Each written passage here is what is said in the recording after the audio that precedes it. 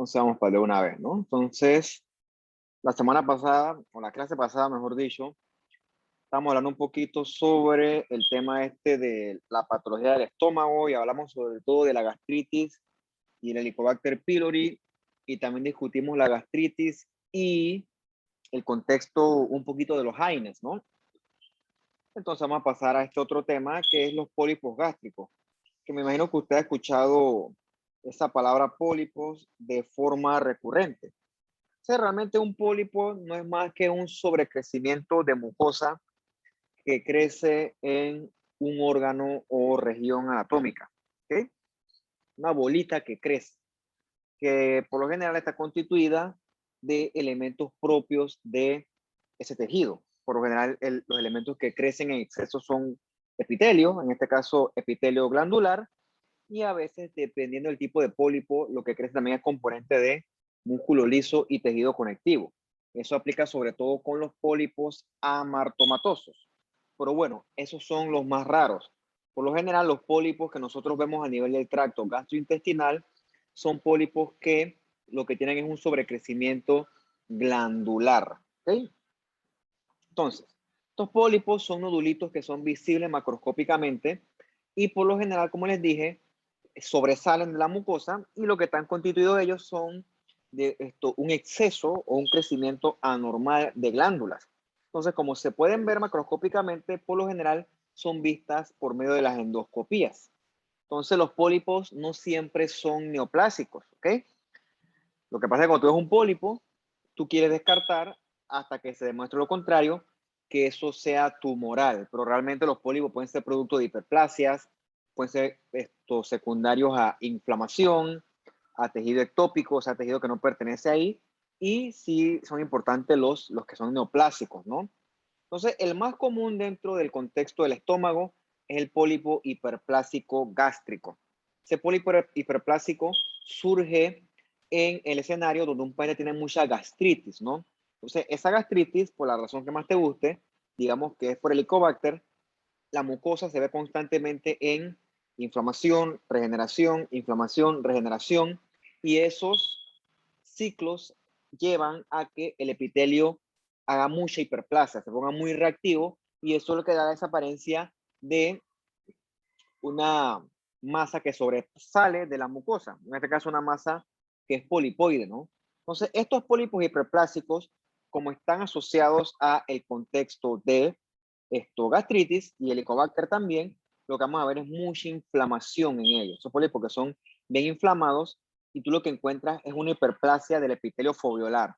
¿Ves el epitelio superficial es como se mete profundo, ¿no?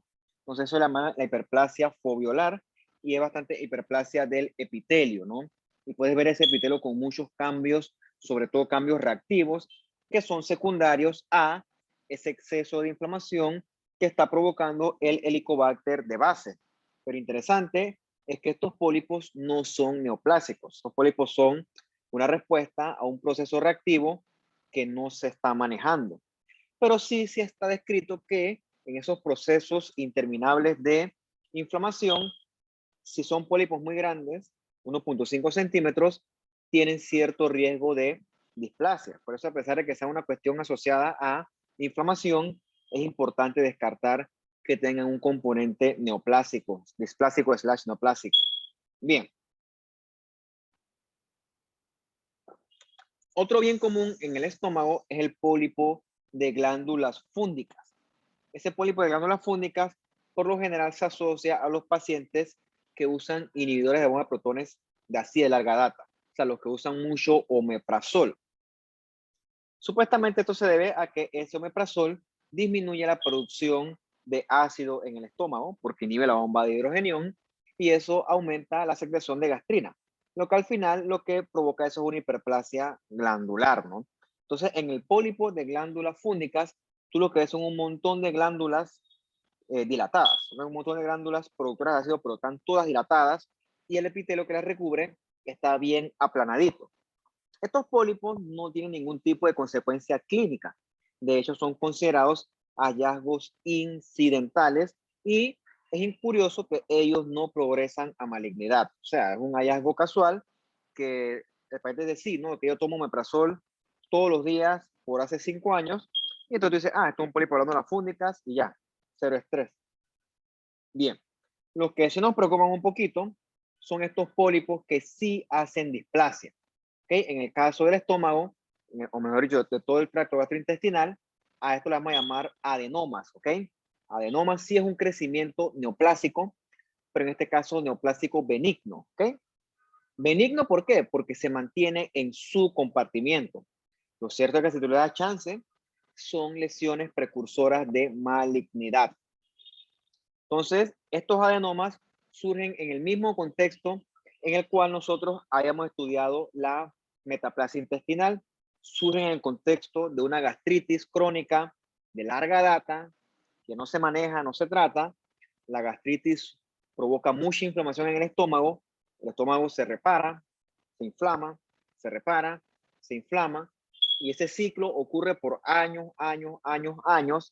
hasta que con el tiempo el estómago hace metaplasia, ¿ok? Metaplasia intestinal con atrofia. Si el estímulo no se acaba, eso si el paciente no se trata, con el tiempo esa metaplasia puede comenzar a acumular mutaciones, hasta que se convierte en algo realmente displásico, ¿no? Entonces ven estas glándulas que son displásicas, tú ves que una cosa interesante es que no hay moco, ¿ok? No hay mucina, porque son glándulas que han perdido ya su diferenciación, o sea, ya no tienen la función de producir moco, o sea, son glándulas que son, por así decirlo, primitivas. Otra cosa que tú ves en estas glándulas son los núcleos hipercromáticos, se ven muy negritos, normalmente negritos. Y otra cosa que tú ves es que hay núcleos con respecto a la luz, núcleos arriba, núcleos en el medio y núcleos abajo. Eso en términos patológicos se llama que hay una pseudoestratificación. Todos esos elementos que le estoy escribiendo yo son elementos de displasia de bajo grado. Entonces, esto que está acá es un adenoma con displasia de bajo grado. Si el estímulo que provocó ese adenoma no se detiene, es probable que eso progrese a una displasia de alto grado. En la displasia de alto grado hay fusión de glándulas, o se le llama patrón cribiforme, y estos son patrones que te hablan de una mayor complejidad. Los núcleos son mucho más promórficos, hay mucha más atipia, hay mitosis atípica. Entonces, una displasia de alto grado prácticamente es un carcinoma in situ. O sea, es un carcinoma que está contenido en la membrana basal y que está solamente a pasos de invadir.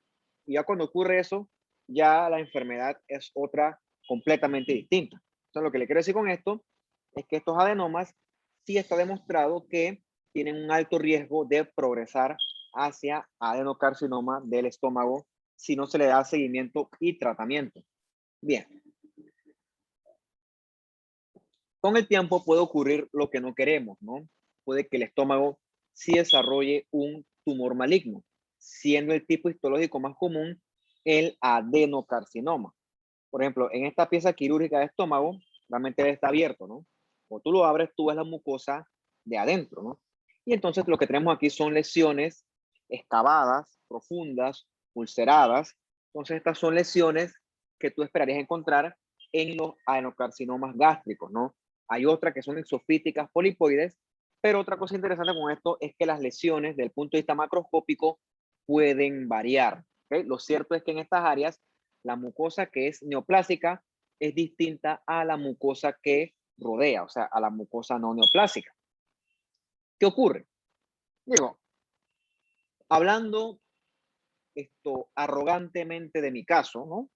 Yo vivo en el centro de la ciudad. Entonces, si a mí me da una gastritis y yo veo que eso no mejora, yo voy a ir al médico, ¿ok? Y entonces, dependiendo de lo que sea, a mí se me va a dar un tratamiento, si es que hace falta. Y entonces ya yo, pues, puedo descansar tranquilo con eso. El problema es, por ejemplo, un paciente que vive alejado en el interior, en una montaña, donde lo más cerca que le queda es un centro de salud a, ¿qué te digo yo? 1 hora. Ahora imagínate qué a distancia le queda un hospital que le puedan estudiar algo como lo que estamos viendo ahí. Entonces ese paciente, el paciente en general con cáncer de estómago, te hace síntomas inespecíficos. Dispepsia, que es el dolor en el estómago, náuseas, disfagia, que es el dolor para tragar. Realmente son síntomas que yo no te puedo decir que eso es igual a cáncer, porque son síntomas muy parecidos a lo de la gastritis. Entonces, ¿cuál es el problema? Que el cáncer te hace esos síntomas y mientras el paciente no busca atención, el cáncer sigue avanzando, ¿no? Sigue invadiendo más, sigue extendiéndose más y eso es lo que lo convierte en un problema. Por eso cuando el paciente logra llegar a un centro avanzado donde hay los métodos diagnósticos adecuados, es probable que el cáncer ya se encuentre en un estadio muy avanzado. Probablemente ya invadió capas más profundas, invadió hasta la capa muscular, quizás ya hizo metástasis y el paciente ya se presenta con síntomas que son avanzados, pérdida de peso, los hábitos de internet están alterados. Quiere decir eso que el paciente te decía, antes yo iba todas las mañanas al baño y hacía mis necesidades y ahora voy una vez a la semana. O sea, eso es anormal. Lo otro que el paciente tú le haces un hemograma, está anémico, una hemoglobina en 8. De la nada, sí. Y que, señor, ¿por usted no se siente mal? Sí, a veces me siento cansado, pero el tipo aguanta, ¿no?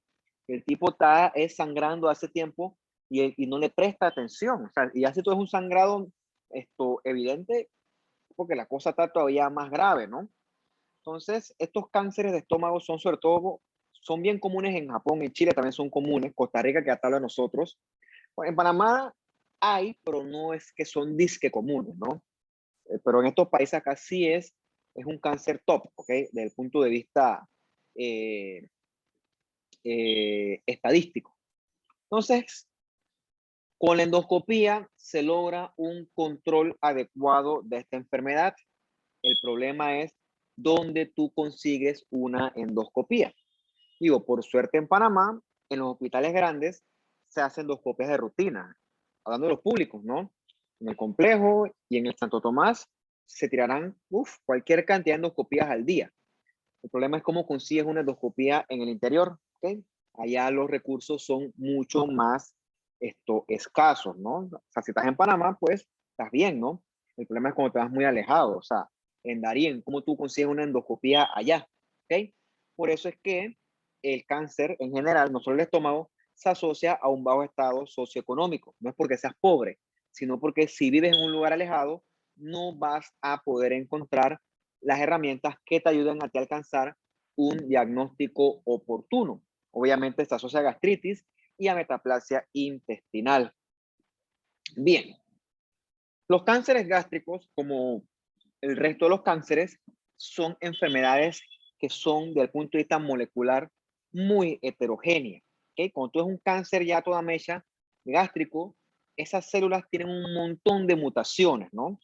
Hay unas que son adquiridas con el tiempo, por ejemplo, asociadas al contexto de la gastritis, pero hay otros cánceres gástricos que son de etiología familiar, que son heredados, ¿no? Un caso muy famoso es el del paciente Osmin, que él a sus 15 años ya tenía un carcinoma metastásico. O sea, eso es rarísimo.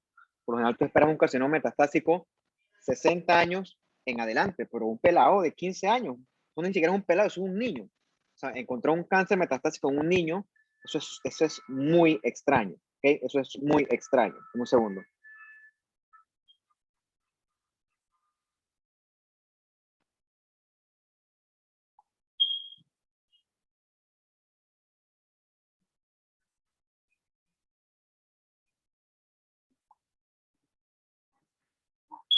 Entonces, por eso cuando tú ves un cáncer metastásico o un cáncer avanzado en un paciente muy joven, esto tiene una base genética o sindrómica, ¿ok? Entonces tienes que tener cuidado con los otros familiares. Entonces, el cáncer se asocia mucho con esta mutación del CDH1. El CDH1 codifica la ecaderina. ¿Qué hace la ecaderina? La ecaderina es una molécula que participa con los tonofilamentos en los epitelios para mantener las células bien juntitas. ¿Ok? La ecaderina es una proteína. Si el gen que codifica esa proteína se altera, o sea, el CDH1, la ecaderina no se va a poder codificar de forma adecuada y entonces las células pierden su cohesividad y se desprenden, ¿ok? Eso es característico encontrarlo en estos adenocarcinomas con células en anillos de sello. Ahorita se los voy a enseñar. Entonces, hay otros pacientes que tienen predisposición familiar, pertenecen a estos síndromes de poliposis adenomatosa familiar, en donde tú identificas genes mutados que se asocian con este tipo de padecimientos, pólipos, que pueden desarrollar cánceres, ¿no? Esos son genes asociados perdón, mutación de genes APC, que viene de Adenomatous Polyposis coli, ¿ok? Estos genes se asocian a los adenocarcinomas, lo que son los tipos intestinales. Claro, hay otros que son esporádicos, o sea, otros que no hay nexo familiar, se asocian a modificaciones a nivel epigenético, ¿ok? Inestabilidad de microsatélite, hipermetilación y también a mutación de TP53. O sea, miren esta diapositiva que está resumida, de lo resumido, mira el montón de cosas que dice, o sea, para que tú veas lo heterogéneo que es esto. Por ejemplo, tú puedes tener alteraciones a nivel epigenético, ¿no? Hipermetilaciones, puedes tener amplificaciones a nivel genético, puedes tener mutaciones de CH1, o sea, hay un montón de cosas que caracterizan no solamente al cáncer gástrico, a los cánceres en generales, y eso fue un poquito de lo que nosotros estudiamos cuando dimos la primera parte de las neoplasias. Bien, un segundo para buscar una cosa que paró acá ayer. ¿Eh?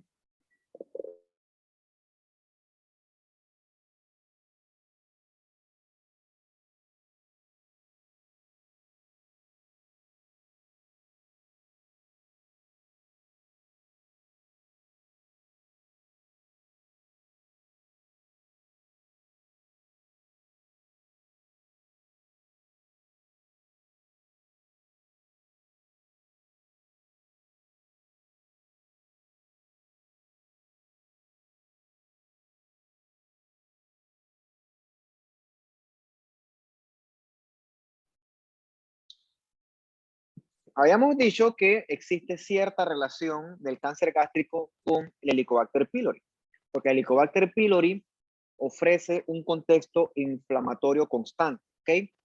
Y eso lo que hace es que con el tiempo las células del estómago comiencen a adquirir diversas alteraciones genéticas.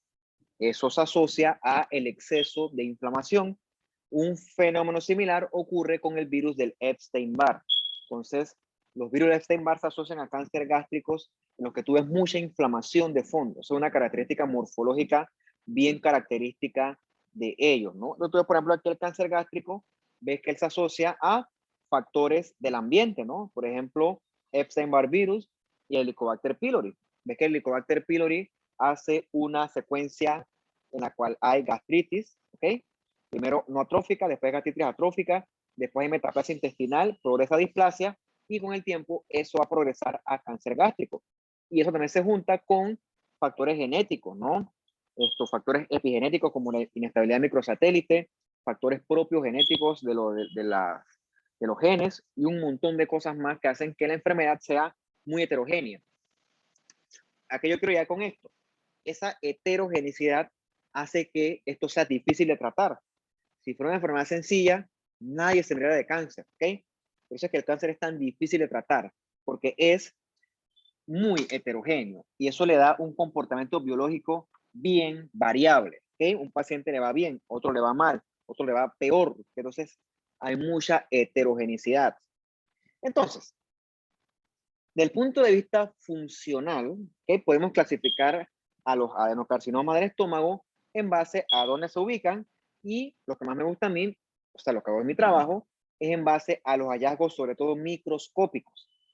Dejé esto de la clasificación de Lauren porque es lo que dice el libro, pero realmente nosotros preferimos hoy en día utilizar la clasificación de la OMS por un tema de estandarización.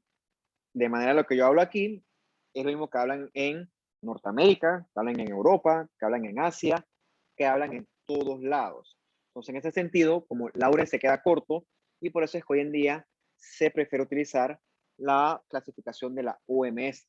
Pero no importa, ¿no? Para este punto es más fácil comenzar a aprender con Lauren. O sea, Lauren no es que no es que nos sirva, pues. Entonces, en base a Lauren tenemos adenocarcinomas que son tipos intestinales virtualmente idénticos o muy parecidos a lo que tú encuentras en el colon, por ejemplo, ¿no? Ahí tú encuentras en el tipo intestinal glándulas que son neoplásicas, ¿ok? Y estos tumores se caracterizan por hacer masas que protruyen, ¿ok? O sea, masas exofíticas friables que se ulceran con el tiempo. O sea, son tumores que se deshacen con mucha facilidad y eso hace que se ulceren y sangren y entre más grandes son, mayor probabilidad hay de que se ulceren, ¿ok? Entonces, estos tipos intestinales son los que surgen en la historia natural de gastritis, atrofia, metaplasia, displasia, cáncer, ¿ok? Mientras que el otro tipo es el adenocarcinoma tipo difuso, ¿ok? Siendo la contraparte de la OMS el carcinoma que le llaman pobremente cohesivo. Es en el que tú ves este fenómeno de las células en anillo de sello. O sea, son células que gracias a la mutación de CDH1 tienen alteraciones en la E-caderina y entonces pierden la cohesividad. Es como si los eslabones de una cadena se rompieran y las cuentas individuales se separan. Más o menos eso ocurre en este tipo difuso, ¿ok? Entonces, estos tipos difusos infiltran mucho, ¿ok? Se meten bien profundos en las capas del estómago, ¿ok? Se meten desde la mucosa, submucosa, muscular y hasta el tejido subseroso. O sea, son transmurales. Eso lo que hace es que el estómago se vea así rígido y eso se llama también estonitis plástica. Es porque hay mucha desmoplasia, ¿ok? Entonces, ¿cuál es el problema de este tipo difuso? No solamente es que es extremadamente agresivo, hace metástasis y mata al paciente bastante rápido, sino que el problema es que el tipo difuso no tiene un precursor identificable. A diferencia del intestinal, en donde el precursor es la gastritis, en el tipo difuso el asunto es bastante impredecible hasta el momento. El origen es una mutación en CDH1. ¿Y eso por qué ocurrió? Bueno, todavía la ciencia no tiene una explicación eh, directa para eso, ¿no? Pero por ahí vendrá, ¿no? Todas esas cosas con el tiempo se van descubriendo. Entonces, aquí tenemos las dos contrapartes de los tipos histológicos más comunes de cáncer de estómago. Este que está acá es el tipo intestinal. Tú ves las glándulas evidentemente neoplásicas, irregulares, formas que tienen muchas formas, la morfología es variable, y cuando ves la citología de esas glándulas, las células están todas estratificadas, hay promorfismo marcado, y el estroma es marcadamente desmoplásico. La contraparte de acá son las células en anillo de sello. Ves que son células que son no cohesivas, ves que están sueltas. Eso ocurre porque se pierde la caderina y aparece la caderina, ¡puf! Las células se desperdigan entre sí y crecen sin control. Y tienen esa característica morfología en anillo de sello. Un anillo de sello es que ustedes vieron en Game of Thrones cuando firman las cartas con el anillo, que se lo ponen así al sobre. Eso es un anillo de sello. Supuestamente ese anillo se parece a estas células. ¿Qué ocurre con estas células? Ellas, como son células glandulares, a pesar de ser individuales, producen mucho moco, ¿ok? Entonces, ese moco con el tiempo se acumula y desplaza el núcleo a la periferia. Entonces, tú ves aquí los núcleos desplazados a la periferia y eso es lo que le da esa apariencia morfológica que se le denomina signet ring o células en anillo de sello. Son características del adenocarcinoma tipo difuso del estómago, pero también las puedes encontrar en otras regiones anatómicas, ¿ok? Lo cierto es que ambos tumores estos son de un comportamiento biológico bien malo, o sea, los tipos se portan bien mal. Bien, habiendo dicho eso, es un tumor de pobre pronóstico, ¿no? Cuando nosotros lo evaluamos, tenemos que determinar la profundidad de la invasión. O sea, hay que ver si el tumor se limitó a la mucosa o a la submucosa, se metió a la muscular propia o si va hasta la serosa. Entre más profundo se meta, peor es el pronóstico porque es más probable que haya hecho metástasis, que es lo otro que hay que evaluar. ¿Okay? Para eso nosotros muestramos los ganglios y determinamos si existe o no metástasis. ¿Okay? Con el tiempo, si el tumor no se opera, él crece y se mete a otras estructuras, se mete a duodeno, retroperitoneo, y cuando él hace eso, ya la resección es mucho más difícil de hacer. Por eso es que es mejor operarlo cuando él está pequeñito y limitado al estómago. Teóricamente, si se hace eso, al paciente le va muy bien. ¿Okay? Ves que tiene una supervivencia en 5 años de 90%. Pero si el tipo ya se diseminó en otras partes, la supervivencia es abismalmente menor. ¿Okay? Entonces, la clave con esto es la detección a tiempo y el manejo oportuno. Realmente esta es la clave. Lo otro es prevenir y tratar a tiempo las gastritis, ¿ok? Pero recordemos que eso aplica para los tipos intestinales. Si es anillo de sello, pues, ¿cómo hacemos, no? Por eso es que después de cierta edad existen los tamizajes con endoscopías, independientemente de si tienes o no factores de riesgo. Algo similar con el Papa Nicolau. O sea, por ejemplo, ¿no te has preguntado por qué si tú tienes tu pareja estable, no son infieles ni nada, pero por qué tienes que seguir haciendo Papa Nicolau? Se llama tamizaje, ¿ok? Hay cosas que simplemente no podemos predecir y la única forma de adelantarnos es tamizándolas, es picando por delante de estas posibles anomalías anatómicas. Bien, eso con respecto al estómago. Deme un segundito aquí para responder algo.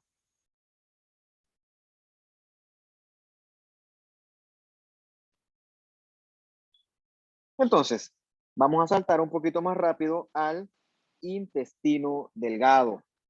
Entonces, el intestino delgado es enorme. Si tú agarras un intestino delgado y lo desenmarañas todo, eso fácil puede medir como 3 metros. Entonces, al ser tan grande, él se puede torcer. Él puede tener muchas anomalías anatómicas, mecánicas, que pueden hacer que él se obstruya. Por ejemplo, puedes tener una hernia, ¿ok? Una hernia es un defecto en una estructura, en este caso es un defecto en la pared abdominal, o sea, se forma una especie de hueco y a través de ese hueco se mete un pedazo de intestino, ¿ok? Por eso es que las hernias se ven como bultos. Entonces, por eso es que la gente dice que cuando hace fuerza, la hernia se te puede salir. Tiene sentido porque cuando hace fuerza, la mayor presión que hay a nivel abdominal favorece que mayor contenido intestinal se meta a la fuerza a través de ese orificio. Tiene sentido desde el punto de vista mecánico. Mira, no pasa nada con las hernias. El problema con la hernia es cuando cuando aprieta mucho la asa de intestino y entonces eso sufre lesión por isquemia. Ese es el problema. Entonces, eso es una causa de obstrucción, porque aquí el contenido no circula. Lo otro que puede hacer el intestino es torcerse, ¿okay? Como este vólvulo que está acá, puede hacer una intusubcepción, que es como si fuera un émbolo, una jeringuilla. Se meta dentro del mismo, que es otra causa mecánica de obstrucción. Y entonces, lo otro que podemos ver son adherencias, ¿no?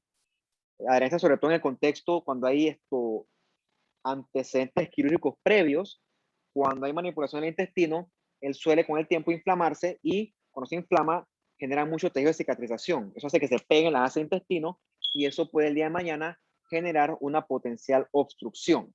Bien, ¿qué ocurre? Imagínense ustedes que el intestino es un globo, ¿ok? Es un globo con aire, ¿ok? El aire debe circular, o no, no usaré ese ejemplo del aire, ¿no? Voy a usar un ejemplo del baño, ¿ok? El baño de su casa. El baño de su casa, usted aprieta o jala la cadena y el agua corre. ¿Qué pasa si el baño se tapa? Vamos a decir que usted agarró, qué sé yo, agarraste un poco de papel higiénico, hiciste una bola y tú la tiraste y eso tapó el baño. Entonces, ¿qué pasa si tú comienzas a seguir jalando la cadena? ¿Qué va a pasar? Si sigues de necio, eventualmente el agua de tu servicio se va a desbordar. Y vamos a decir que tú eres muy necio y sigues haciendo eso, pronto la casa se te va a inundar de agua de servicio. ¿Ok? Algo similar ocurre en el paciente obstruido. Los intestinos, al estar bloqueados, se inflan de todo el contenido intestinal y al final del día, ¿hacia dónde van a dar este contenido? Hacia afuera. Entonces el paciente vomita, ¿ok? Porque está obstruido. Y la otra cosa es que el estómago, el abdomen, perdón, se distiende, ¿ok? Porque todo ese intestino, todo ese gas, todo ese contenido no puede pasar, se infla como si fuera un globo. Y obviamente el tipo no canaliza gases, ¿ok?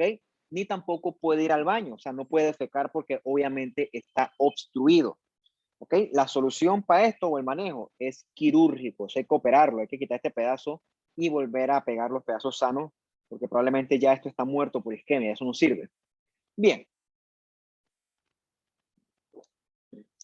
Así como hay isquemia del corazón, también puede haber isquemia del intestino, que por lo general son isquemias que agarran todas las capas, ¿no? Desde la mucosa hasta la serosa, y cuando ocurre eso se le llama transmurales. Hay muchas causas, pero siempre hay que descartar que esto no se deba a una hipoperfusión sanguínea. con un fenómeno muy similar a lo que ocurre en el corazón.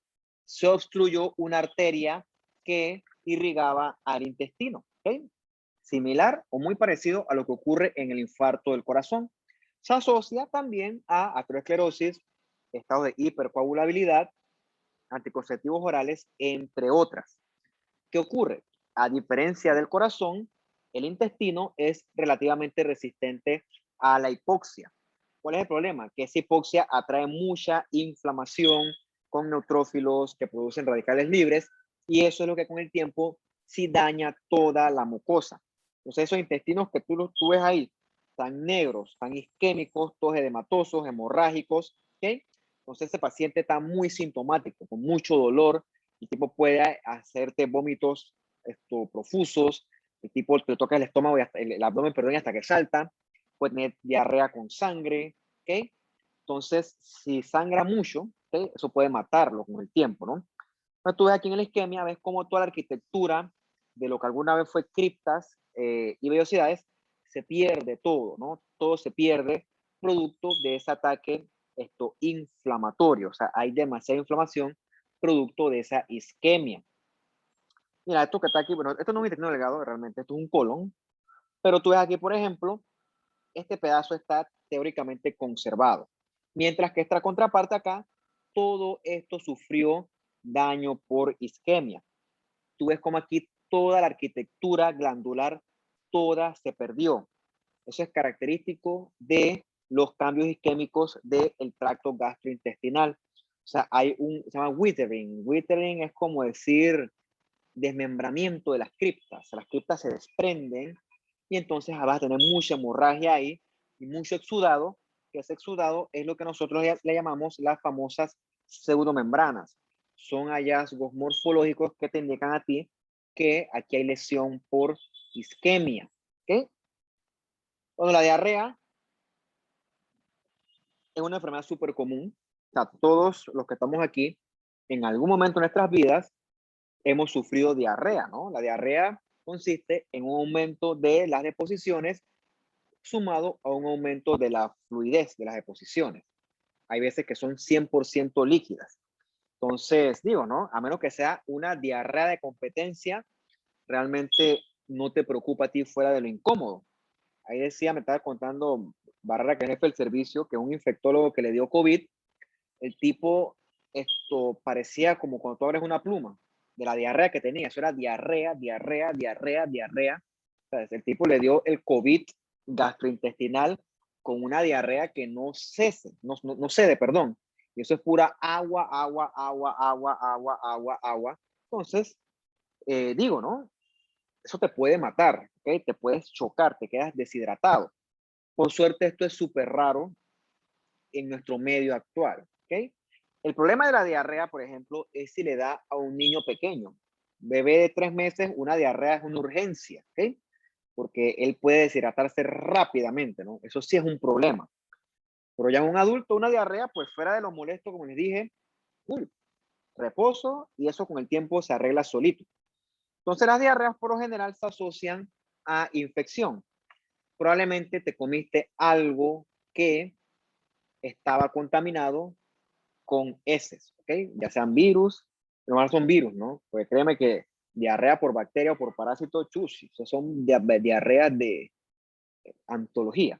Mientras que las diarreas virales, que son las más clásicas, pues son cositas que un par de diarreitas que tú haces, 1, 2, 3, 4, y al día siguiente tú estás para adelante, ¿no? Tu sistema inmune y tu cuerpo en general lo regula bien.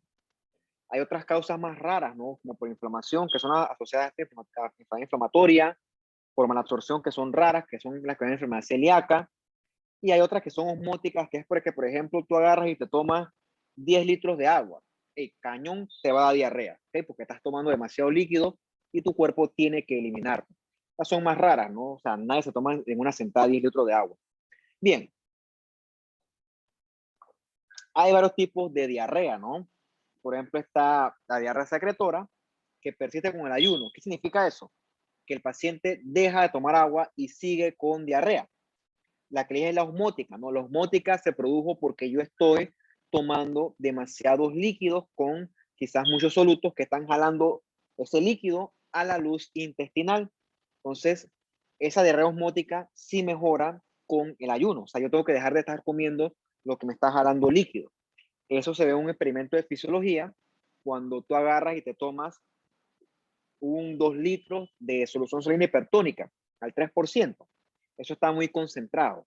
Entonces, en tu intestino, eso lo que hace es jalar líquido hacia la luz y a ti cañón te da diarrea. Una diarrea full agua, una diarrea 100% osmótica.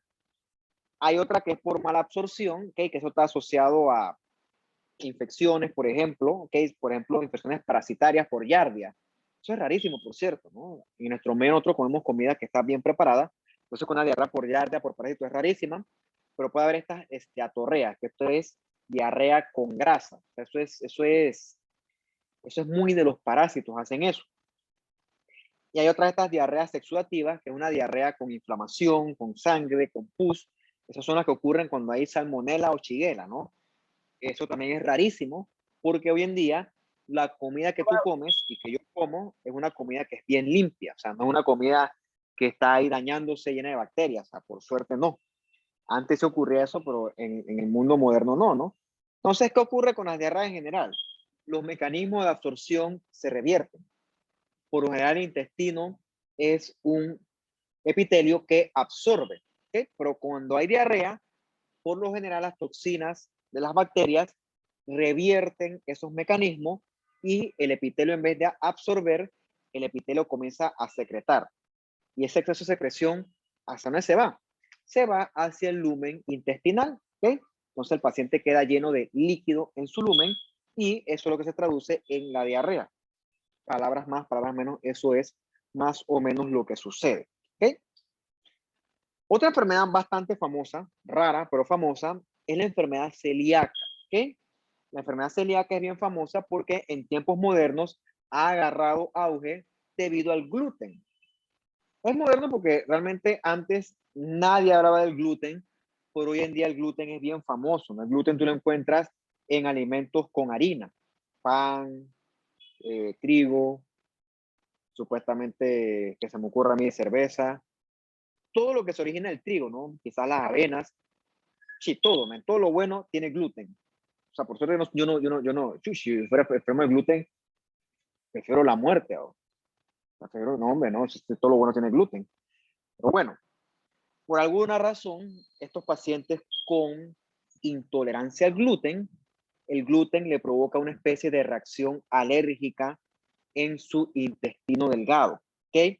Eso ocurre en el contexto de una enfermedad, perdón, de una predisposición genética. Y lo digo porque, mira, yo antes de esta clase no había comido nada en todo el día, y lo que sobraba era como 1/3 de un molde de pan Bimbo artesanal. Ese es mi favorito. O sea, ese mismo es, brother. Yo no tengo chance de cocinar nada ahorita si no puedo dar la clase. ¿No?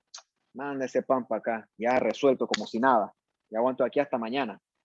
Yo sin pan me puedo morir. Hombre, no. Pobre gente que es intolerante al gluten. ¿Qué ocurre? Ese gluten tiene una molécula que se llama la gliadina. Cuando el paciente se come esa gliadina, eso se convierte en su intestino en transglutaminasa tisular. Esa transglutaminasa es antigénica, ¿ok? Entonces, el cuerpo, como es una cuestión autoinmune, genera anticuerpos antitransglutaminasa. Entonces, esa reacción llama inflamación en el intestino delgado. Inflamación con CD4, con CD8, que producen citoquinas que amplifican la inflamación y eso le pega a la mucosa intestinal. Entonces, ese paciente con enfermedad celíaca va, después de comerse el pan Bimbo artesanal, el tipo le va a dar malestar general, con diarrea, ¿okay? El tipo va a perder peso, y el tipo, bueno, después que se le pasa, si vuelve a comer pan Bimbo artesanal, vuelve y le da. O sea, la solución para él es dejar de comer eso. Que cada vez que el tipo come gluten, los anticuerpos atacan y viene la inflamación.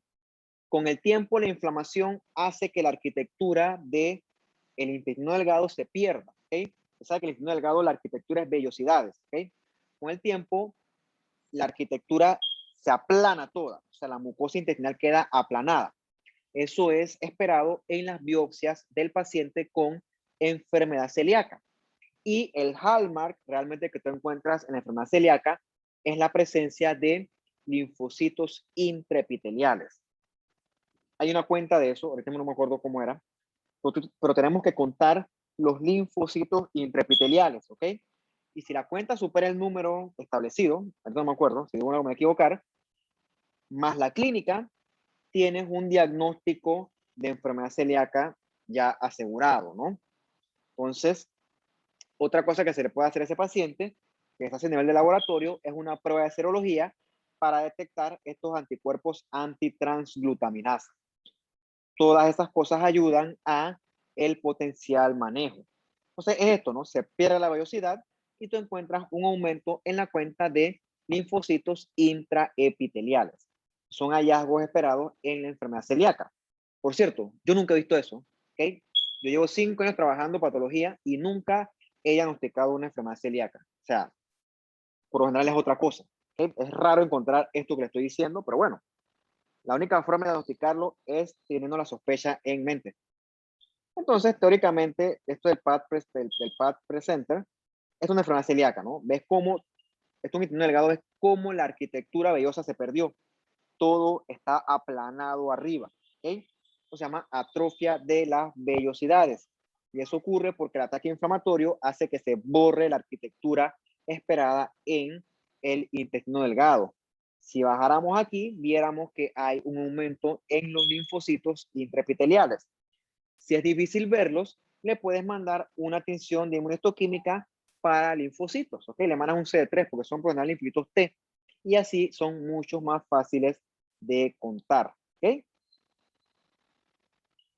Entonces, vamos a hablar un poquito ahora del colon, ¿no? El colon, quizás en media hora más y termino, también se ve una buena parte de esta clase, porque el colon es sitio también de mucha enfermedad. Y en el colon ocurre algo que quizá usted ha escuchado antes, los divertículos. Por lo general la gente confunde el concepto de pólipo con divertículo. Como le dije anteriormente, el pólipo son sobrecrecimientos en la mucosa, ¿ok? Los divertículos son totalmente distintos. Los divertículos son como unos huequitos que se forman en la mucosa. Y esos huequitos, que realmente son herniaciones, se forman porque hay partes de la mucosa colónica donde la capa muscular es incompleta y entonces son sitios donde la pared del intestino es más débil. Esos sitios ocurren en las tenias y eso ocurre por lo general más común en el colon sigmoides. Por eso es que es común encontrar hasta cierto punto estos divertículos en el colon sigmoides. Los divertículos por sí mismitos realmente son inofensivos. ¿Okay? ¿Por qué ocurre el divertículo? Ocurre sobre todo en los pacientes que tienen estreñimiento. Este paciente cuando va al baño hace mucha fuerza, ¿okay? Hace mucha presión. Entonces imagínate que esta presión fuerza el colon, ¿okay? El colon cuando se sopla mucho, las paredes donde la pared es más débil, ¡plup!, se hernia, ¿okay? Y se forman los diverticulitos, ¿okay? No pasa nada con eso. O sea, los divertículos realmente no son dañinos como tal, ¿ok? Lo cierto es que los divertículos pueden inflamarse, ¿ok? Entonces, eso constituye lo que le llamamos una enfermedad diverticular complicada, porque se inflaman, se pueden perforar, ¿ok? Cuando se perforan, sí se convierten en una urgencia quirúrgica. Imagínate, te perfora el colon y se sale todo el contenido intestinal, todas las heces se salen a la cavidad peritoneal, y te colga una peritonitis que eso puede ser fatal, ¿no? Otra cosa importante, hay veces que se pueden inflamar tanto los divertículos que simulan cánceres, ¿ok? Simulan adenocarcinomas. Por eso es importante descartarlos a nivel histológico. Entonces, esto es lo que es un divertículo, ¿ves? ¿Ves cómo se mete la mucosa profunda? ¿Ves cómo atraviesa la capa muscular? ¿Por qué ocurre eso? Porque en este punto la capa muscular es discontinua. Entonces, se forman estas herniaciones de la mucosa que se traducen en estos huequitos de mucosa que son los famosos divertículos. Repito, son inofensivos por sí mismitos, pero el problema es cuando se inflaman, ¿ok? Se inflaman y se pueden complicar. Entonces, esto es una pared de un colon abierta y ve los huequitos. Todos esos huequitos son diverticulitos. O sea, realmente son hallazgos casuales. El paciente vive con eso después de los 60 años y probablemente el tipo ni se da por enterado porque ellos no hacen nada. no hacen nada hasta que se inflaman. Bien, hay un fenómeno que sí es importante estudiar en este punto de la clase, que es la enfermedad inflamatoria intestinal, ¿ok? Es una enfermedad que el paciente que la padece, eso es muy debilitante porque es crónico y tiene episodios de agudización y remisión. Es una cuestión que es cíclica. El paciente se enferma, sana, y es muy sintomática, ¿ok?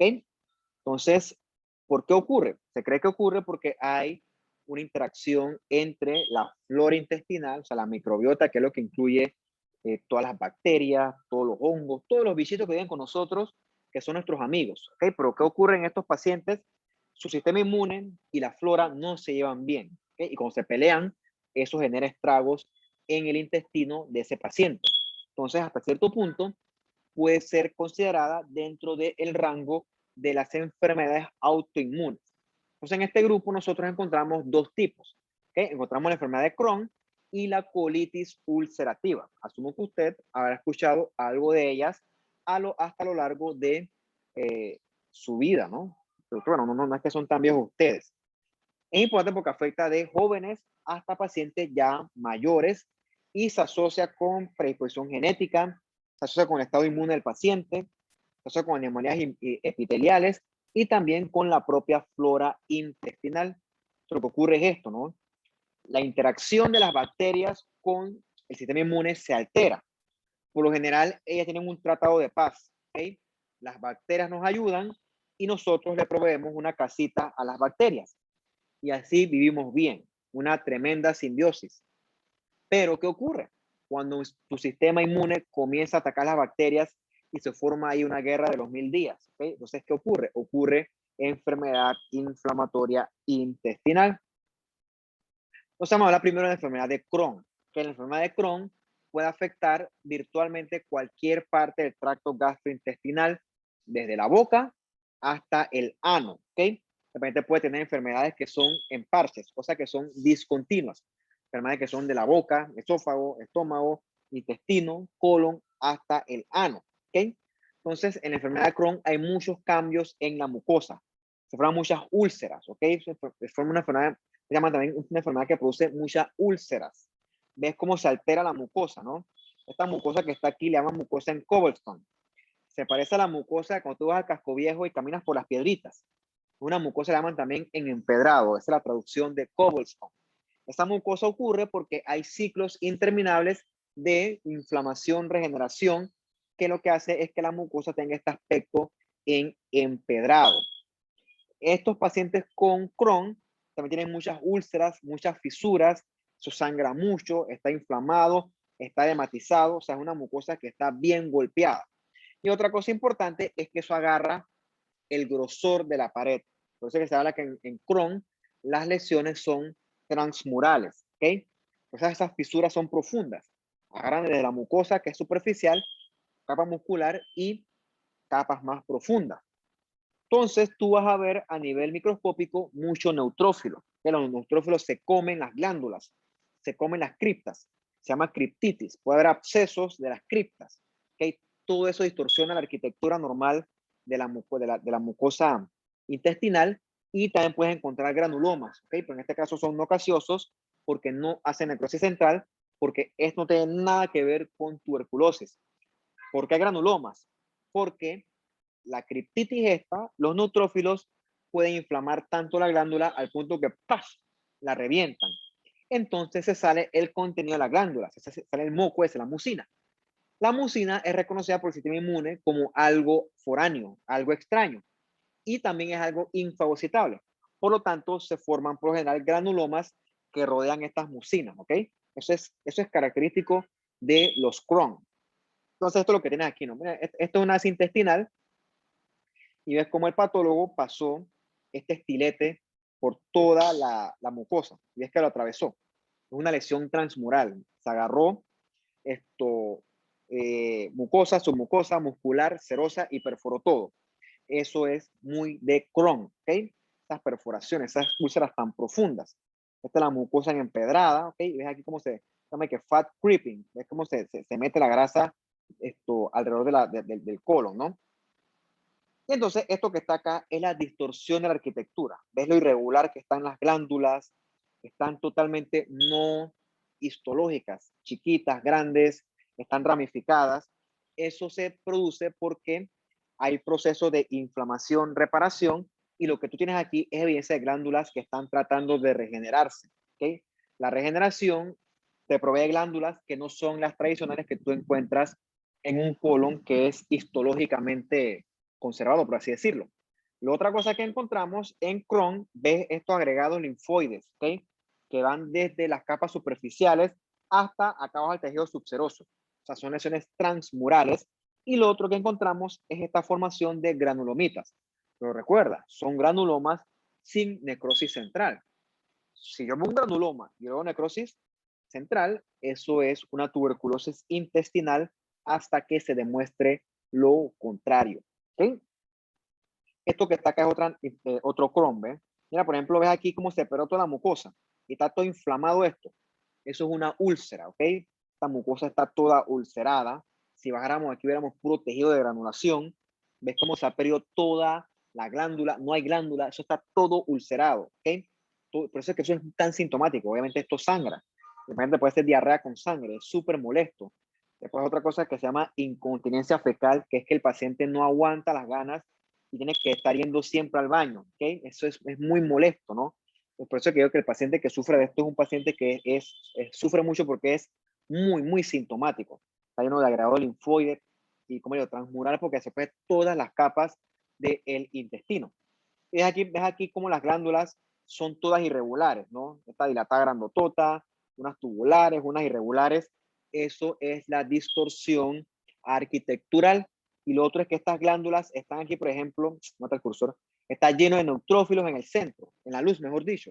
Esos neutrófilos constituyen lo que llamamos nosotros un absceso de la cripta. Crecen tanto estos abscesos que hacen esto, ¡puf! Rompen la glándula, la desbaratan, se sale la mucina y eso llama a la formación de los granulomas. Yo lo hice una vez, es completamente anormal encontrar neutrófilos en el tracto gastrointestinal. Y esto acá está harto, quizá en este momento no se ven, porque esto está lleno de neutrófilos, ¿ok? Está lleno de neutrófilos, eso es completamente anormal, esto está hiperinflamado. Bien, tomando en cuenta eso que vimos en Antito, ¿ok? Te puedes imaginar todas las manifestaciones que puede tener un Crohn.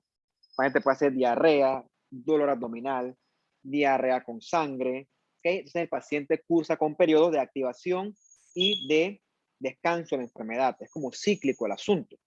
¿Qué activa la enfermedad? Medicamentos, tabaquismo, estrés. Otra cosa que puede hacer esto es una fístula. ¿Qué es una fístula? Es una comunicación de una estructura anatómica con otra. Por ejemplo, tienes este Crohn aquí en el recto, esto acá es el ano, y ves cómo a través del ano se formó una fisura. Entonces esta fisura se metió por planos profundos y comunicó con la piel. Esto es una fístula de ano con la piel, o sea, una comunicación. Además está diciendo que ese trayecto fistuloso se inflama, se infecta. Eso es un parto, por así decirlo. Es bien triste para el paciente.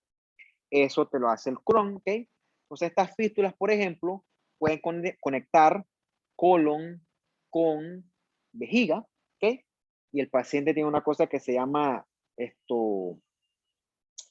orina con gas, se llama neumaturia, algo así, no me acuerdo, ¿no?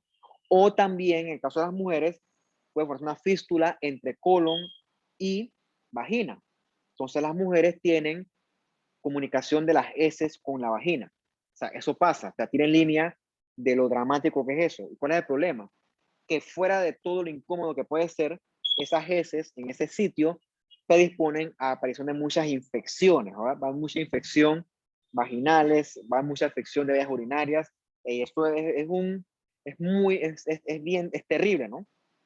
Y también tienes manifestaciones extraintestinales, o sea, le pega a las articulaciones, a los ojos, a la uvea, uveitis, todo eso lo hace el Crohn, ¿ok? ¿Cuál es el problema? O sea, ¿cuál es el peor problema? Todas estas cosas se pueden manejar, ¿ok? Con tratamiento sintomático, con antiinflamatorio, con reposo, quirúrgico si hace falta. El problema es que esta es una mucosa activamente inflamada por mucho tiempo. Al igual que con la gastritis por pylori, si tú no paras la inflamación, con el tiempo esto te puede hacer displasia y con el tiempo te puede hacer cáncer. ¿Ok? Por eso que en el paciente con Crohn hay mayor riesgo de desarrollo de cáncer de colon, en este caso adenocarcinoma colorectal. Por eso es que a estos pacientes hay que tener una vigilancia estrecha, porque no queremos que desarrollen un cáncer, ¿ok? Ese es el problema de esto. Es el peor problema, ¿ok? Es una lista interminable de problemas, por cierto. La contraparte del Crohn es la colitis ulcerativa. Como dice la palabra, afecta solo el colon, ¿ok? A diferencia del Crohn, que abarcaba todo el tracto gastrointestinal. Por lo general le pega sobre todo al recto.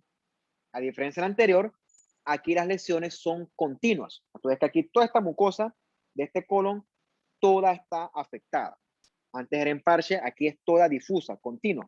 ¿Ok? En esa mucosa tú vas a encontrar pseudopólipos. ¿Por qué son pseudopólipos? Porque cuando tú lo ves, son pura mucosa inflamada. Realmente son pólipos constituidos de puro tejido de granulación. Otra cosa que la diferencia es que en la colitis ulcerativa, la lesión es superficial. O sea, por lo general solamente agarra la mucosa y capas superficiales. No le pega la serosa, ni tampoco hay engrosamiento transmural. ¿Ok? Entonces, los hallazgos histológicos son más o menos similares. ¿Ok? Vas a encontrar criptitis, acceso de las criptas, distorsión de la arquitectura. ¿Ok? Una cosa importante es que aquí las lesiones se mantienen arriba, en la superficie, ¿ok? Rara vez tú ves compromiso de la capa muscular y, a diferencia del anterior, aquí no debemos encontrar granulomas, que los granulomas son más de Crohn. Entonces, esto es lo que tienes, no tienes una mucosa de un colon que está toda golpeada, ¿ves? Aquí está toda golpeada, ¿ok? Y entonces tú lo que encuentras a nivel histológico es arriba que se afecta la mucosa, ¿ok? Las capas más profundas, por lo general, siguen estando respetadas, ¿ok? O sea, aquí, como, aquí está la parte sana del colon que está respetada, y acá cómo está la transición a esta mucosa toda inflamada, ulcerada, erosionada, hemorrágica, o sea, está bien golpeada esa mucosa, ¿no? Aquí como está lleno esto de secreción, eso es puro exudado, mucopurulento. Entonces, esto es una colitis ulcerativa. Ves que en las capas superficiales es que está el daño, ¿ok? Ves que hay distorsión de la arquitectura, está todo hemorrágico. Si bajáramos, viéramos que hay criptitis con acceso de las criptas. Ves como aquí hay este fenómeno que se llama plasmacitosis de la basal, que es un aumento en la densidad del infiltrado inflamatorio mononuclear, sobre todo las células plasmáticas. Pero lo curioso de esta colitis ulcerativa es que acá abajo el asunto está más o menos respetado. A diferencia del Crohn, que el Crohn sí se mete más profundo en las respectivas capas. ¿Ok? Mira, bajando, mira que tienes una glándula, ves que tienes un absceso de la cripta. O sea, toda la glándula está ocupada por un montón de neutrófilos. O sea, son cambios esperados cuando hay una colitis ulcerativa activa. ¿Ok? Este puede ser un megacolon también, un megacolon tóxico, porque como decía acá la diapositiva, le pega a veces a la parte neuromuscular y entonces el aparato el aparato de peritaltismo del colon se paraliza y el colon, al no movilizarse, se llena todo de gas, se distiende todo. ¿Okay? Entonces es un colon que no funciona, hay que operarlo y son enormes, ¿no? Por eso se llama megacolon tóxico, porque son enormes. El paciente son unos colon que crecen demasiado porque están todos paralizados, porque le produce cierta disfunción neuromuscular asociada a esta colitis ulcerativa.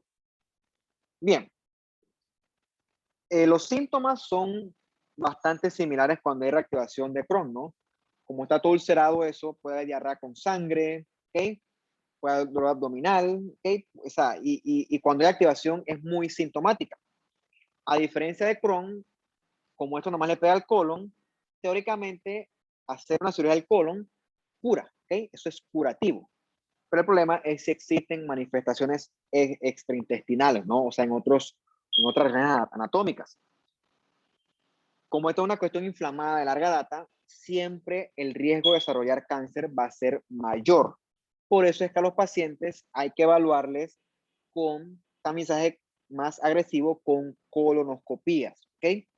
Entonces hay que evaluar si hay inflamación, si hay muchos abscesos, ¿ok? Hay que hacer biopsias con regularidad para descartar que aquí no haya potencial transformación maligna.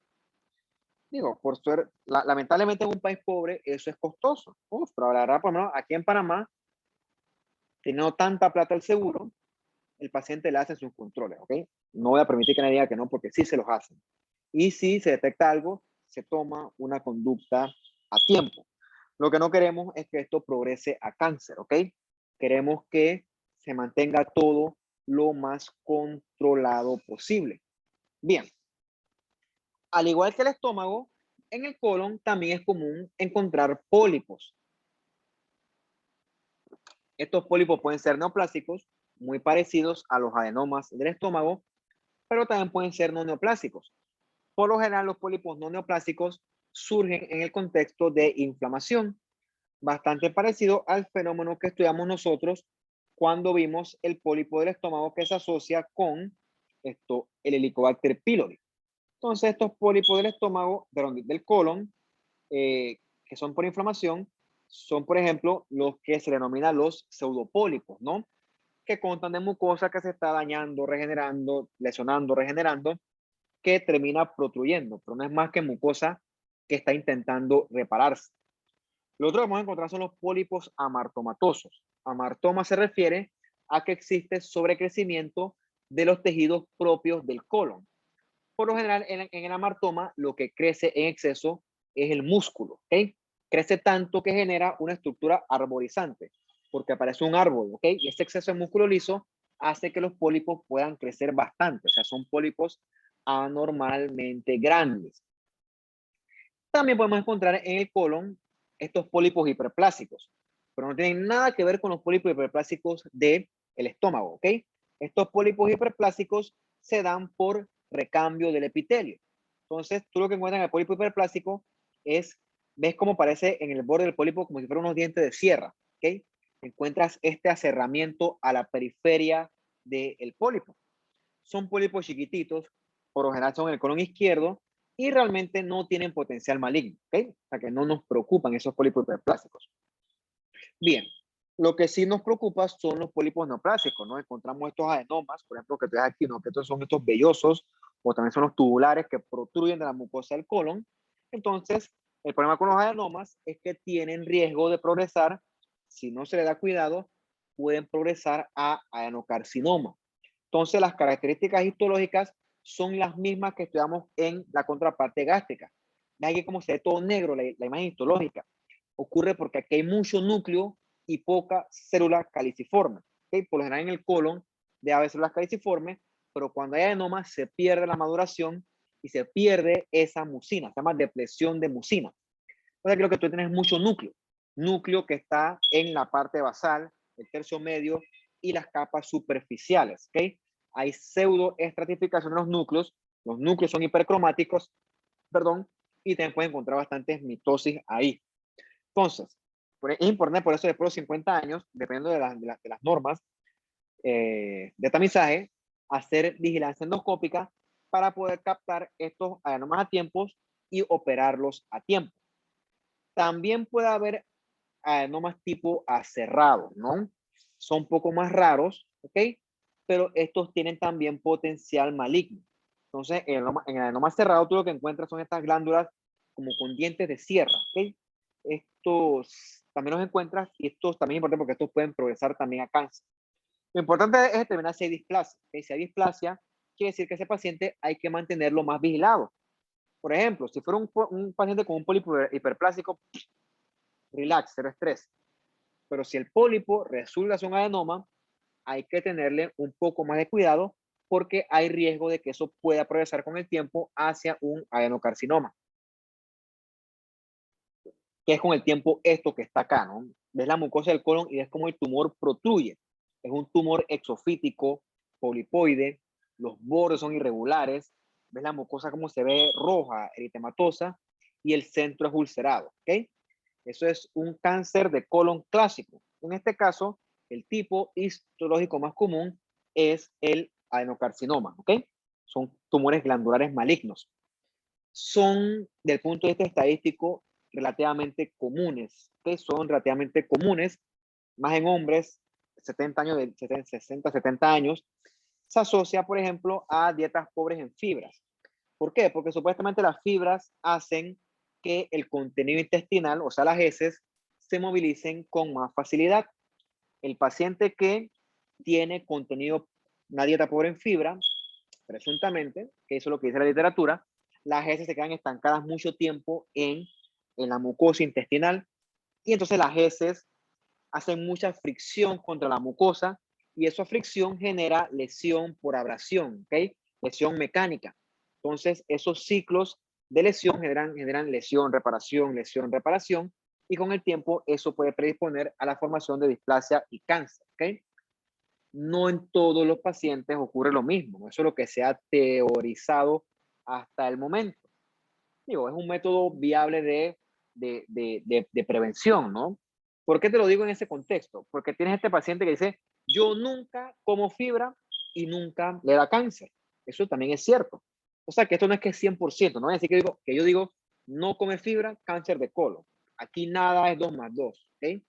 Aquí hay factores de riesgo, pero nada es conexión directa con la otra cosa. O sea, aquí hay un montón de cosas que hacen juego con la formación de estos tumores malignos. Como todo buen cáncer, son muy heterogéneos y tú vas a encontrar aquí tanto anomalías genéticas como epigenéticas. En el caso del cáncer de colon, las vías más comunes de desarrollo del mismo son la vía de APC, recuerda que es Adenomatous polyposis coli, o beta-cateninas y la vía de inestabilidad microsatélite. ¿Okay? Vamos a hablar un poquito de ella. ¿Okay? La vía, esta APC beta-catenina, es la vía clásica que ocurre en la secuencia de un adenoma con displasia que progresa hacia un adenocarcinoma. Es la más común y se ve en un 80% de los cánceres del colon. Involucra el APC, que el APC por lo general, pues aquí no, involucra la mutación del supresor de tumor APC. O sea, APC vigila que no se forme tumor. Si APC muta, esa vigilancia se pierde y entonces la mucosa cambia a displásica y por lo tanto cambia a neoplásica. ¿Por qué? Porque el gen APC se inactivó, ¿okay? Y eso conlleva a esta transformación que con los años se transforma en cáncer. ¿Qué ocurre? Este gen APC regula la vía de las beta-cateninas, ¿ok? Entonces, cuando se pierde la función de APC, se acumula beta-catenina, ¿ok? Esto activa genes de transcripción, o sea, genes que favorecen la proliferación celular, ¿ok? Entonces comienza todo el crecimiento a desregularse y hay proliferación sin oposición. Hay otros genes que se mutan, por ejemplo el KRAS, que es súper común también, y eso también favorece el crecimiento celular y la evasión de muerte celular por apoptosis. ¿Okay? También tú puedes encontrar mutaciones de P53, puedes encontrar anomalías cromosómicas. O sea, ¿qué te quiero decir con esto? Un cáncer de colon no es que va a tener solamente un gen mutado. En alto encuentras mucha variedad de mutaciones, ¿ok? Recuerda, los cánceres, incluyendo los del colon, son enfermedades biológicamente muy heterogéneas, ¿ok?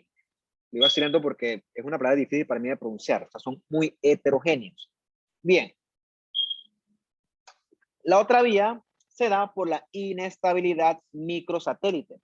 En esta vía lo que tenemos es dificultad para reparar el DNA. Al no poder reparar el DNA, con el tiempo se van acumulando mutaciones, ¿ok? Estas mutaciones en este contexto obedecen lo que nosotros llamamos la inestabilidad microsatélite. Y eso pertenece a la epigenética porque se da en regiones que no codifican por lo general. Entonces, estos microsatélites pertenecen a áreas que, por ejemplo, regulan el crecimiento celular, pero no son mutaciones per se, ¿ok? Entonces, una que encontramos, por ejemplo, son estas CIMP, que es este CPG Island Hypermethylation. Entonces, cuando esto se altera, la función reparada de ADN se pierde y entonces con el tiempo se van acumulando mutaciones. ¿Ok? Entonces, este es un ejemplo de cómo un evento epigenético se asocia a el desarrollo de cáncer de colon. Es totalmente distinto al anterior, porque aquí tú no encuentras ni CARRAS mutado, ni TP53 mutado. Aquí tú encuentras son eventos epigenéticos que regulan a los genes. Esos eventos epigenéticos son los que están mutados, ¿no? Entonces, lo que tienes aquí, ¿no? Aquí tienes estos MLH1, MLH2 son los microsatélites, ¿ok? Esos microsatélites pueden dar como resultado estos mismatch repair, o sea, alteraciones en la reparación, ¿ok? Y eso puede dar con el tiempo acumulación de mutaciones que se traducen en el desarrollo de cáncer colorectal. Una cosa que está bastante bien descrita por el momento. Entonces, estas que tienes acá son, por lo general, las vías de las vías moleculares por medio de las cuales se generan los cánceres de colon, ¿ok?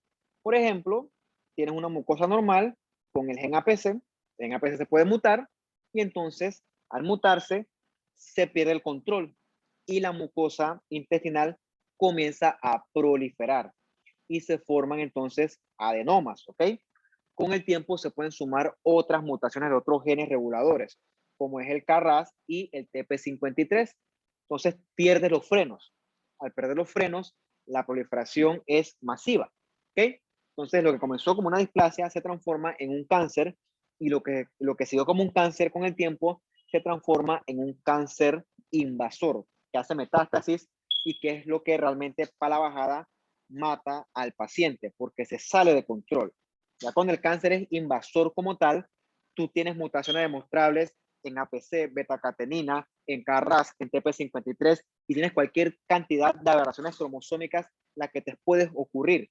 Si tú haces un carotipo de esta célula, tú tienes carotipos monstruosos con nucleoidías, con translocaciones, con deleciones, una cosa realmente tipo Frankenstein, ¿ok? Mientras que la otra vía de formación de cáncer de colon ocurre con los eventos epigenéticos, sobre todo con el tema este de las hipermetilaciones y la formación de microsatélites, ¿no? Que tiene que ver con estos MLH1 y estos MSH2, perdón.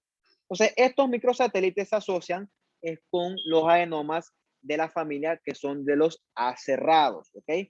Adenomas que son acerrados que con el tiempo pueden transformarse en carcinomas y carcinomas invasores y también metastásicos como tal.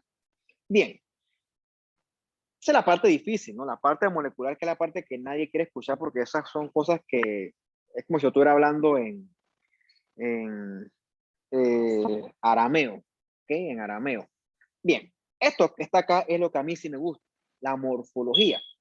Entonces acá las glándulas, como son todas anormales, todas monstruosas, y ves cómo tienen un patrón infiltrante. Todas se están metiendo a través de las distintas capas del colon.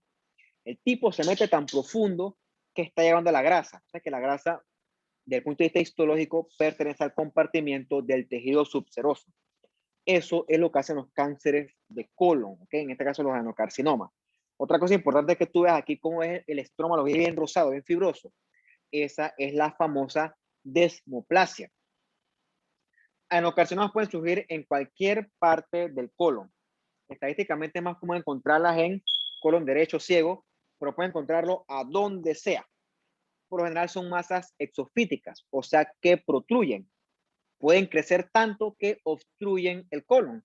De hecho, esa es gran parte de las presentaciones que nosotros encontramos en un paciente que se obstruyó, una urgencia quirúrgica, lo operas, y cuando yo lo veo acá, lo que veo es que tienes un tumor tan grande que abarca toda la luz del colon. ¿Ok? Eso es lo que no queremos. Queremos prevenir y que eso no pasen ese tipo de cosas.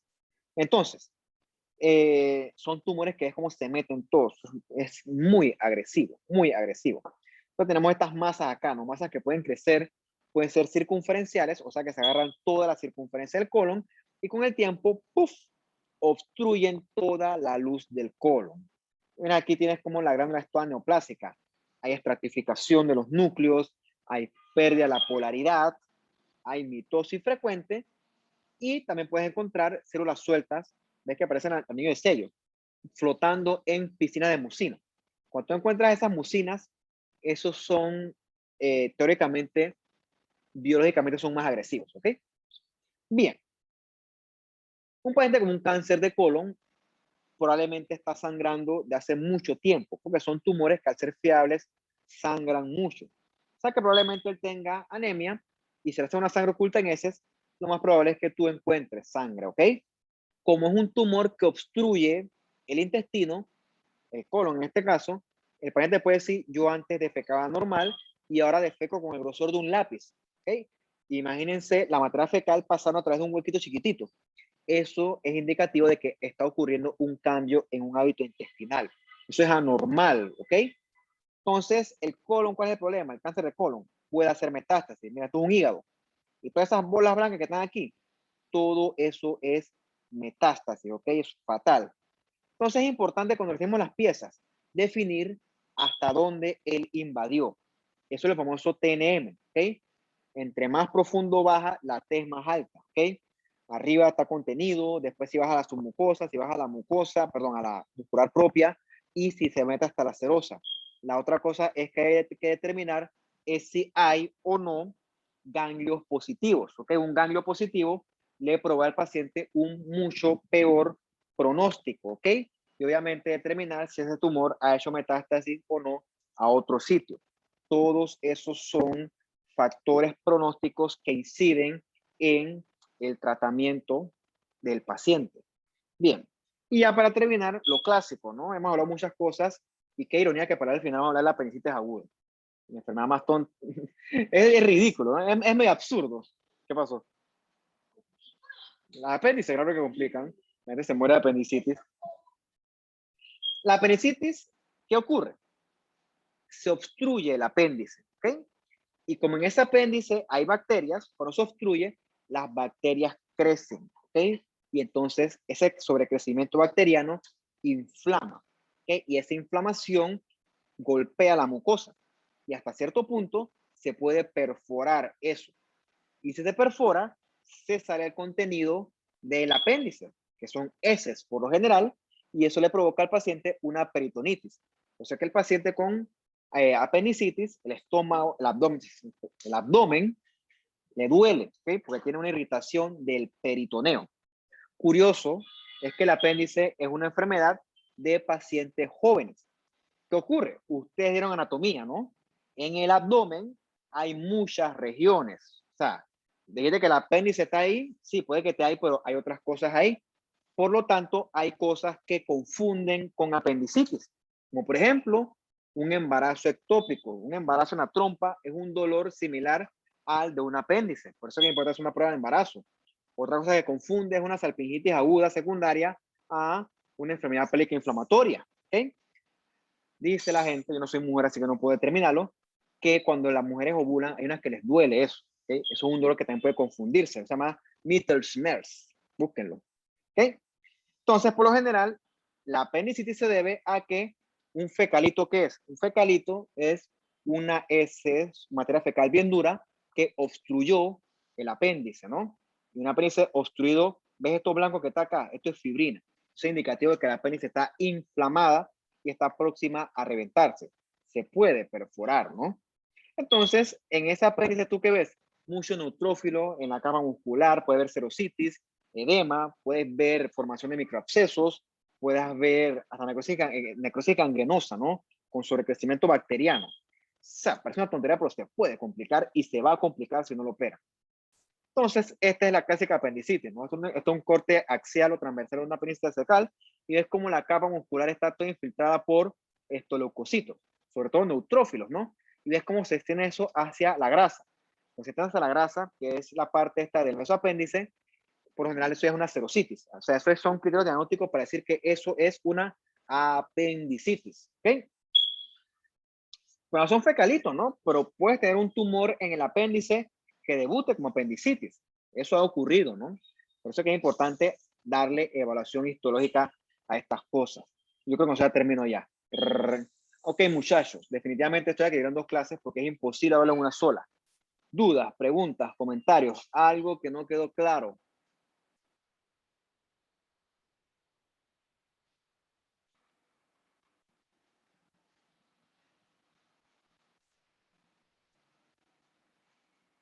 Nada.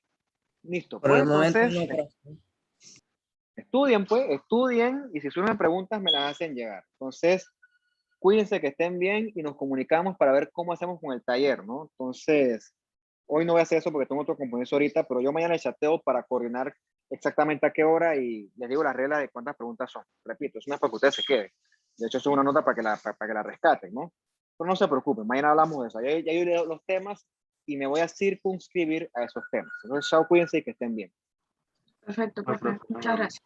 Hasta Chao, luego, profe. profesor. Chao.